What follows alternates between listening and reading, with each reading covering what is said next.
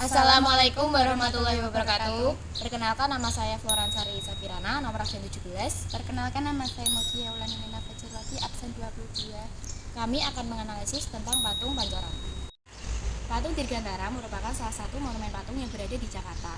Patung Dirgantara terletak di kawasan Pancoran, Jakarta Selatan. Jika kamu ingin melihat patung ini, kamu bisa melihat patung ini yang berada tepat di depan Kompleks Perkantoran Wisma Aldiron Dirgantara, yang dulunya merupakan markas besar TNI Angkatan Udara. Asal-usul patung Pancoran Jakarta ini dirancang oleh Edi Sunarso sekitar tahun 1964 sampai 1995, sedangkan proses pengecorannya dilakukan oleh pengecoran patung perunggu artistik dekoratif Yogyakarta pimpinan 1 Gardono. Patung ini menggambarkan manusia angkasa, oleh karena itu memiliki nama asli patung Dirgantara. Filosofi patung ini adalah menggambarkan semangat perjuangan bangsa Indonesia untuk menjelajah angkasa. Proses pemasangan patung Pancoran Jakarta ini sering ditunggui oleh Bung Karno, sehingga merepotkan aparat negara yang bertugas menjaga keamanan sang kepala negara.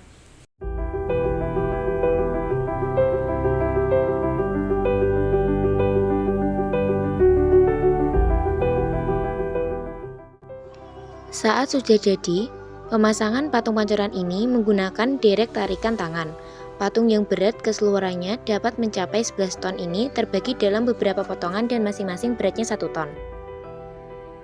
Proses pemasangan asal-usul patung Pancoran Jakarta ini akhirnya dapat selesai pada akhir tahun 1966.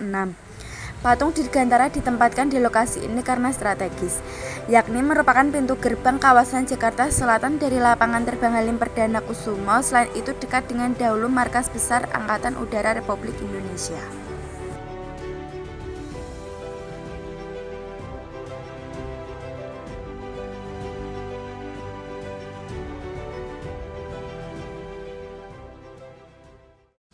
Assalamualaikum warahmatullahi wabarakatuh. Perkenalkan, nama saya Alvina Sugianti, absen 3. Dan saya Selvina Eka Nurbi Andika, nomor absen 30. Dan di sini kami akan menganalisis patung atau Tugu Proklamasi. Tugu Proklamasi adalah saksi bahwa Indonesia merdeka dan telah bebas dari masa penjajahan. Pada tanggal 1 Januari 1961, Insinyur Soekarno melakukan pencakulan pertama di tanah untuk pembuatan tugu, yaitu Tugu Petir yang kemudian disebut Tugu Proklamasi. Tugu tersebut berbentuk bulatan tinggi yang berkepala lambang petir, seperti lambang PLN. Tulisan yang tercantum pada tugu tersebut adalah, disinilah dibacakannya Proklamasi Kemerdekaan Indonesia pada tanggal 17 Agustus 1945 jam 10 pagi oleh Bung Karno dan Bung Hatta. Di antara bangunan di lokasi ini, hanya Tugu peringatan 1 tahun Republik Indonesia saja, yang langsung terkait dengan nuansa revolusi, karena diresmikan pada tanggal 17 Agustus 1946. Di atas tulisan yang dipahat di bahan marmer ada tulisan lain, yaitu Atas Usaha Wanita Jakarta. Di dinding baliknya ada kutipan naskah proklamasi dan peta Indonesia yang juga terbuat dari marmer. Bentuk tugu ini agak mirip dengan lambang Polda Metropolita Jakarta bila kepalanya bergambar api berkobar dibuang.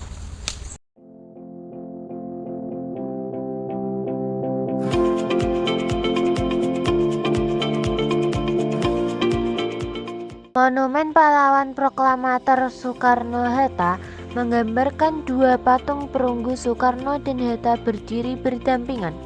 Setiap patung memiliki berat 1.200 kg dan tinggi 46 meter serta 43 meter.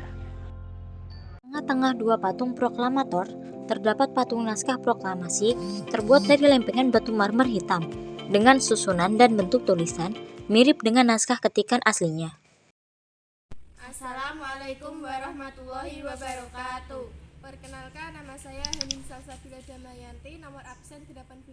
Nama saya Alvinatia Supriyani, nomor absen 5. Di sini kita akan menganalisis patung The Little Mermaid. The Little Mermaid atau si Putri Duyung Kecil adalah nama karakter dalam kisah dongeng pujangga sekaligus penulis buku Denmark Hans Christian Andersen. Karakter yang pernah muncul pada tahun 1837 tersebut dibuat oleh pemahat Edward Erickson dengan bobot 175 kg dan tinggi 125 meter. Kita pun meminta Edward Erickson, seorang pematung, untuk membuat patung Putri Duyung dengan menggunakan Ellen Prince, sang balerina pemeran Putri Duyung, sebagai modelnya. Namun Ellen Prince tidak setuju untuk berpose tanpa pakaian, karenanya hanya kepalanya saja yang dijadikan untuk model patung ini.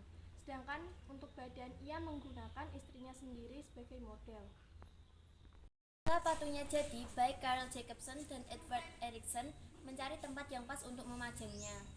Ukuran patung ini terbilang kecil, hanya setinggi 120 cm.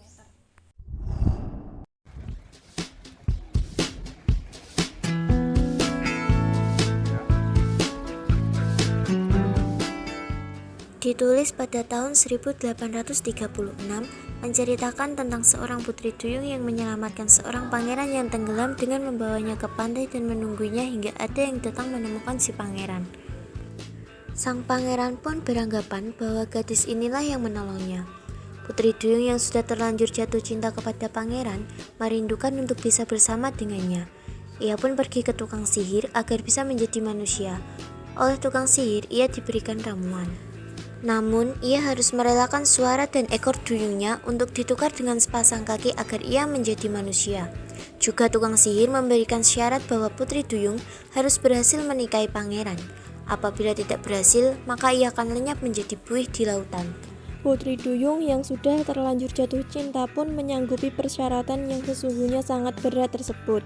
Putri Duyung yang sekarang menjadi manusia berhasil bertemu dan bersama dengan pangeran.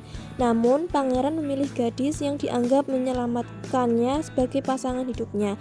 Putri Duyung pun patah hati. Sesuai perjanjian dengan tukang sihir, bila ia gagal maka ia akan menjadi buih. Namun, kakak Putri Duyung berhasil menemukan cara untuk menghindarinya, yaitu dengan membunuh pangeran. Maka Putri Duyung masih bisa kembali menjadi duyung. Walaupun demikian, cintanya pada sang pangeran tulus. Ia memilih untuk lenyap menjadi buih di lautan. Assalamualaikum warahmatullahi wabarakatuh. Perkenalkan, nama saya Nabila Syifa, absen 23. Perkenalkan, nama saya Salima Fita Fitriani, nomor absen 31. Kami akan menganalisis tentang patung Sphinx di Mesir. Patung Sphinx, The Great Sphinx, monumen yang terletak di Giza, merupakan ikon negara Mesir yang misterius. Secara umum, Sphinx merupakan makhluk mitologis dengan perpaduan tubuh singa dan kepala manusia yang sering muncul pada seni dan legenda Mesir serta Yunani. Jadi, istilah Sphinx tidak spesial hanya untuk patung di Mesir. Walau biasanya orang merujuk patung ikonik Mesir setelah mendengar istilah tersebut. Sphinx versi Yunani digambarkan sebagai makhluk yang memiliki wajah wanita, tubuh singa, sayap burung, dan ekor. Terkadang juga dilengkapi dengan ekor ular. Makhluk tersebut digambarkan sebagai makhluk jahat yang tidak segan-segan memakan manusia, terutama penjelajah dan petualang, yang tidak bisa menjawab teka-teki yang diberikan. Sphinx dalam Mesir kuno digambarkan sebagai makhluk yang berbadan singa dan berwajah pria, yang memakai hiasan kepala loreng khas Mesir yang disebut sebagai nemes. Makhluk ini berperan untuk menjaga manusia dari roh jahat dan melawan kegelapan. Awalnya, patung raksasa ini tertimbun di dalam pasir. Hanya kepala di atas batas pundak yang terlihat selama ribuan tahun.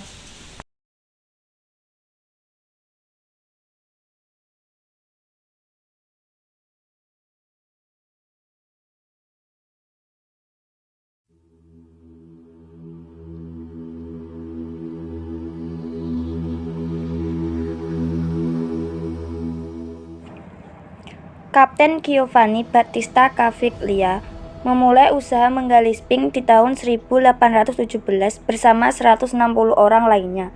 Namun, usaha tersebut tidak banyak membuahkan hasil karena pasir di sana mudah runtuh dan kembali jatuh ke bagian yang sudah mereka gali. Baru di tahun 1930-an, seorang arkeolog asal Mesir, Selim Hasan, berhasil membebaskan patung besar tersebut dari timbunan pasir yang selama ini menimpanya. Lalu langsung terlihat betapa besarnya patung ini. Giza dikatakan sebagai patung pahat